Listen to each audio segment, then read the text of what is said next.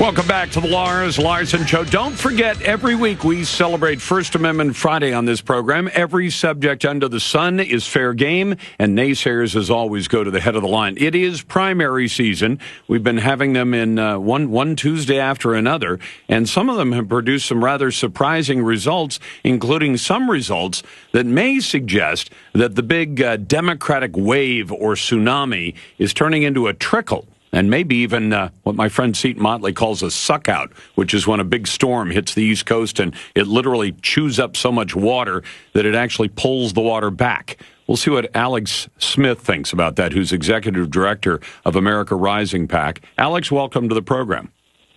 Thanks so much for having me, Lars. So tell me this, if I listen to the news, the mainstream news, all I hear about is, oh, isn't it wonderful? We've got all these Democrats who are winning primaries. Well, in the primary elections, everybody wins. Democrats win, Republicans win. It's the general election that's important. But what can we read out of the most recent primary results from this week? So that's exactly what we're doing at America Rising. So we do opposition research. And so we're looking at these primaries, particularly to read the tea leaves on what Democrats are doing, who they're nominating, so that we can get our research together to make sure that come the fall, we have a plan of attack, if you will. And so we've been following these primaries very closely. And like you said, the conventional wisdom out there is that there's this Democratic tsunami coming. And certainly history would suggest that, the other side is favored in terms of enthusiasm in the midterm elections, in terms of turnout. But what we're seeing in these Democratic primaries is a couple different themes that are developing. But I think one overarching theme is that these primaries are pushing Democratic candidates way to the left. So who emerges from these primaries ends up being someone who ultimately we don't think will be electable for that district. Well, in fact, isn't that what just happened in Georgia? Because there's been a lot of talk about, the woman who's now become the first female African-American governor candidate, Stacey Abrams, and she could win, but as you say, as she's pushed to the left, is that going to go over well in a state like Georgia?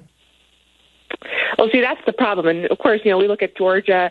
That's an emerging battleground state on the presidential level, definitely one to keep an eye on. That being said, it's still a conservative state.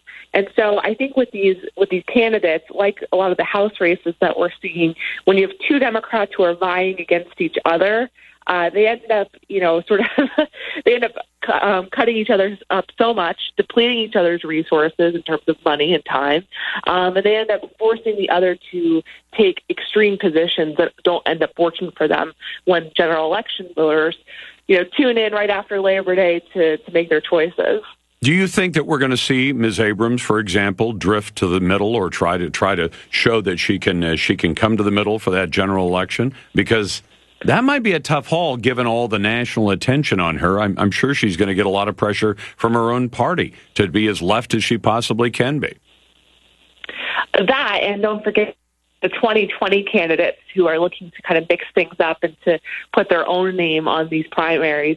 They're going to sort of meddle in this in a way that I don't think will be helpful. I would expect to see figures like Elizabeth Warren and Cory Booker and Kamala Harris, Kirsten Gillibrand. These figures try to intervene in that primary process, and once they do, whoever the preferred candidate is, they become tied to their positions as well in many cases, especially in the minds of voters. So I think that's a danger for Abrams, is that she has a lot of national attention, but not all attention is good. Was there one really big surprise for you Tuesday night? I think definitely in Kentucky. This was a place where the DCCC, so this is the campaign arm of the Democratic Party on the House side, they recruited Mayor Jim Gray to run against Amy McGrath, and Amy McGrath ended up winning. So this is another theme that we're seeing throughout these primaries, is that the Democratic establishment, after being accused in 2016 of meddling in the primary, favoring Hillary Clinton over Bernie Sanders, they got a lot of flack from that, particularly from the progressive grassroots base of the party. We've seen that the DCCC has made very pointed endorsements in some of these cases, and their candidates haven't always won. That was true in Kentucky on Tuesday, also was true in Nebraska's 2nd district. And to be honest, a lot of the race ratings have changed in favor of Republicans based on who the Democrats have selected in rejecting the DCCC's choices. Alex, thank you so much, and keep up the great work at America Rising PAC, and we appreciate your time. Thank you so much, Lars. Glad to have you with us. That's Alexandra Smith, the Executive Director for America Rising PAC.